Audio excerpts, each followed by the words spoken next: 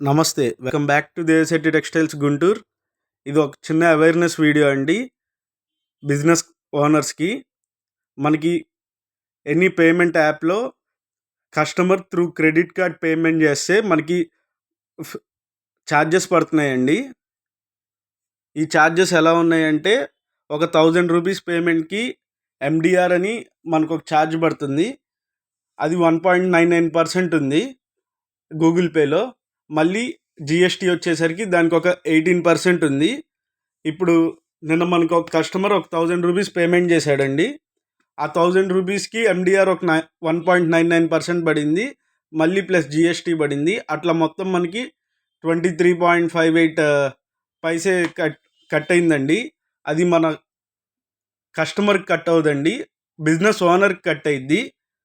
కావాలంటే మనం ఈ ఆప్షన్ని డిజేబుల్ చేసుకోవచ్చు. మన పేమెంట్స్ మెథడ్లో డైరెక్ట్ త్రూ యూపీఐ పే చేస్తే మనకి ఏ ఛార్జెస్ పడవండి.